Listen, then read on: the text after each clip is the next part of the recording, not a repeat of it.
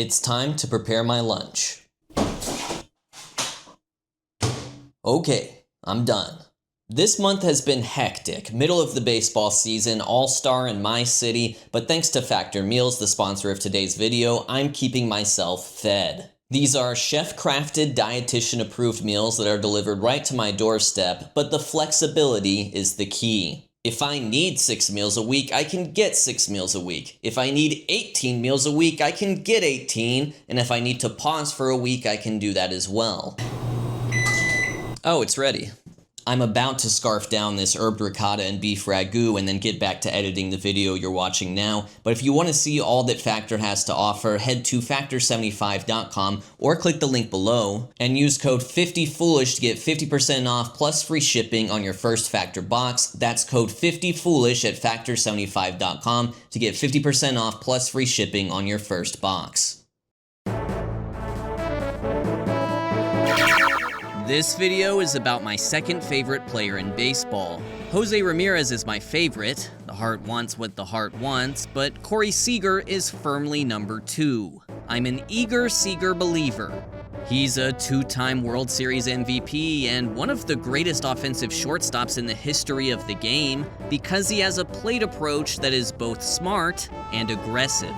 The average MLB hitter swings at a pitch in the strike zone 2/3 of the time, 66.5% to be exact, but the most aggressive hitters attack pitches in the zone at a rate over 75%. Here's the top 10 since 2023. These guys love to swing, but only one of them manages to do so often in the strike zone while simultaneously maintaining a chase rate outside of the zone that is below league average.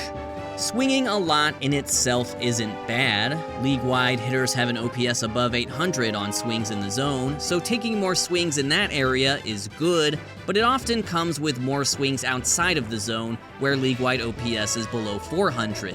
Let's see how Corey Seager navigates that.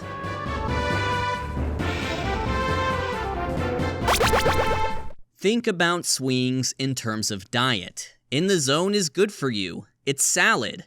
Out of the zone swinging, that's Skittles. Some hitters, I won't name names, go to the doctor, and the doc says, "Hey, what's your diet?" They say, "First and foremost, I hardly eat any Skittles. I have a red circle on my Candy Savant page that says I'm 99th percentile at not eating junk." Doctor says, "That's good, but you're not describing what you eat, rather what you don't eat. Do you eat any salad?" "I'll nibble a leaf here and there, but not really." So you're just not eating anything. Then another player barges in the office. "Well, what's your diet?" "Salad and Skittles 24/7, just shoving it down my..." Whoa, that's way too many Skittles. Suddenly Seager walks in. He says, "I eat a lot of salad." "That's great. Any Skittles?" "Perfectly reasonable amount of Skittles." "Well then, you must be very healthy." End scene. Here's the point of that extended metaphor. In baseball, and really life, good process isn't just abstaining from doing the wrong thing, it's actively choosing to do the right thing. That's why Robert Orr of Baseball Prospectus created a stat called Selective Aggression Engagement Rate. Take all those capitalized letters and you can spell Seager, or grease. Because in terms of taking swings that increase run value, nobody does it like the namesake. He does not take what Orr quantifies as hittable pitches, so even with the average chase, the number 1 hitter in Seager in 2025 is once again Corey Seager himself. The same way Greg Maddux has the most Madduxes and Jeff Mathis has the most Mathises. It boggles the mind that anyone can make swing decisions as good as Seager. A ball travels in the air for 400 milliseconds between the pitcher's hand and home plate. The human eye needs 100 of those milliseconds on the front end to form an image, and 25 milliseconds to send brain signals, plus 150 to swing on the back end. The decision window is 1/8 of a second, which is this long. That's why the internal monologue of a big league hitter has to be yes, yes, yes, yes, no, rather than no, no, no, no, no, yes. They don't decide to swing, they're going through the process of swinging with every pitch. They only decide to shut down that process within the tiny decision window. Look at this clip of Aaron Judge. He's preloaded 90% of his swing. That's how he unleashes the last 10% so quickly to catch up with the Garrett Crochet fastball. And given Seager's aggression and readiness at every pitch, no hitter best characterizes the yes, yes, yes approach to hitting better than the Rangers shortstop.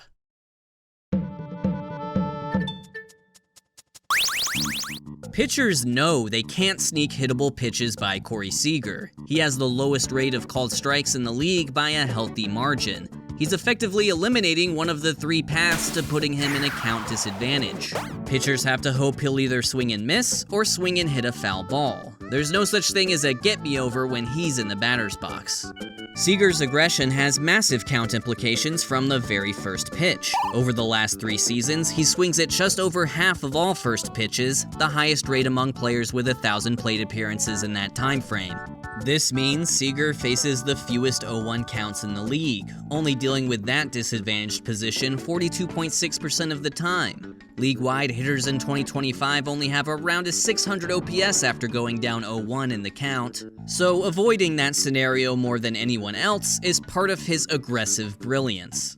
In Game 1 of the 2023 World Series, he showed off just what that first pitch readiness and aggression can do. Tie it with one swing.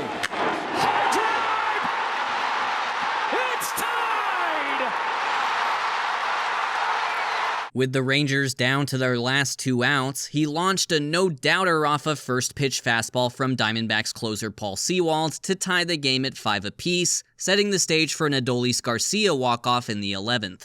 The Rangers would go on to win the series in 5 games, their first World Series in franchise history, spearheaded by the $325 million man, Corey Seager, who is named Series MVP. But of course, this wasn't his first rodeo. Seager was also the star of the Dodgers' successful 2020 playoff run, bashing 5 homers in their NLCS comeback win over the Braves, then capping it off by hitting .400 against the Rays in the World Series. Due to the unique format adopted by the pandemic-shortened year, Seager put together a prolonged 18-game run of playoff dominance and was named MVP of both the Championship Series and the World Series. Perhaps that consistent approach lends itself to dealing with the best pitching. Across Corey Seager's career, 28 pitchers have started at least 100 games and had an ERA lower than 3.6. Seager has a .287 average against that crowd compared to his .289 career average against all pitchers. Tarek Skubal's relieved when he finally lines out. But of course, the league hasn't hit these guys well at all. .225 average versus the elites compared to .249 league average. No underperformance versus the baseline for Seager. His consistent approach works just as well against the very best in the game.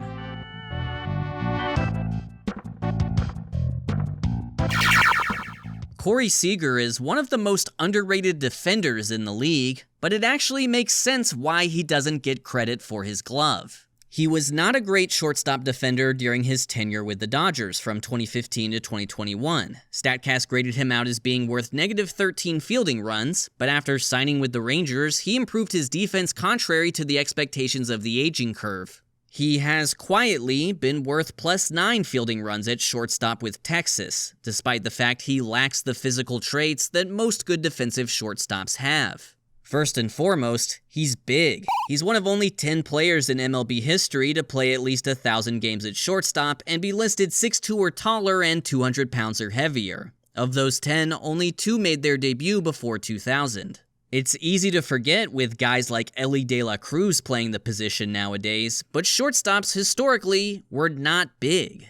I'm at the freaking poetry slam saying, and they call them shortstops, but they stopped being short.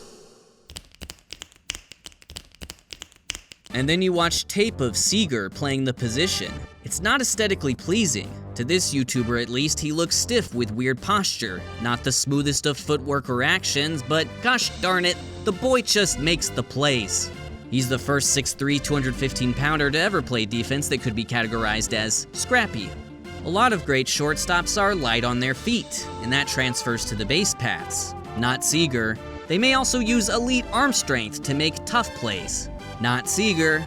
I'll put it this way, out of 51 shortstops since 2022, he's 50th in StatCast sprint speed, 46th in StatCast arm strength, yet 17th in fielding run value.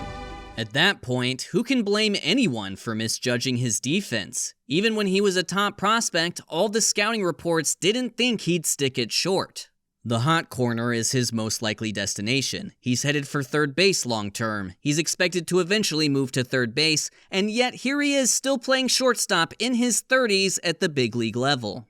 For the Dodgers, Seager was the beginning of a legendary 5-year draft run. They got him in 2012, the most recent season they failed to make the playoffs. Then Cody Bellinger in 2013, Alex Verdugo in 2014, who they eventually turned into Mookie Betts, Walker Buehler in 2015, and Will Smith in 2016.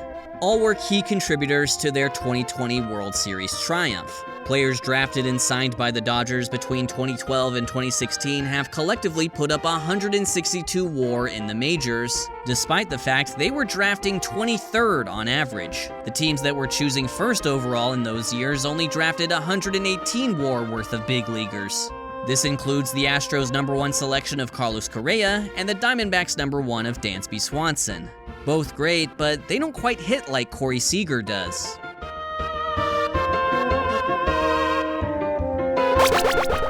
Corey Seager is, to put it simply, a cut above the shortstop crowd offensively. In 2023, he put together the highest single-season OPS plus by a shortstop since the league was integrated in 1947. Perhaps more impressively, he easily has the highest career OPS plus of any player with 50% or more of their games at shortstop since integration. Of course, you could slot Alex Rodriguez ahead of him. He just barely misses the cutoff due to his shift to third base with the Yankees, but even then, Seager is much closer to A-Rod than anyone else is to Seager. That said, stats like OPS and OPS Plus are measured on a rate basis, and Seager has missed a lot of time with injury throughout his career.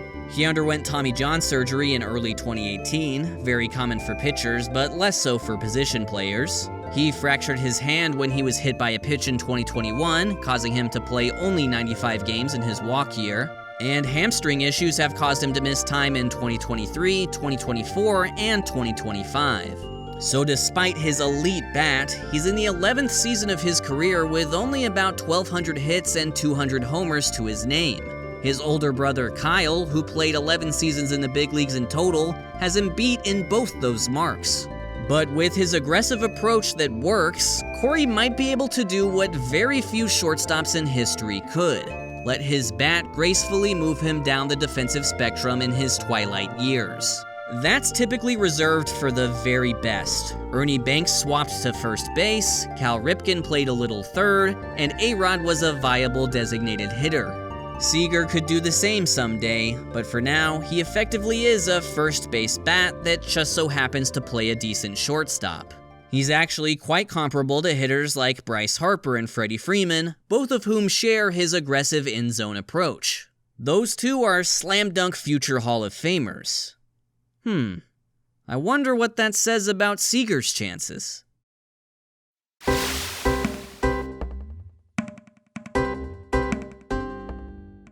Thank you for watching, and thank you to William Cage for the music.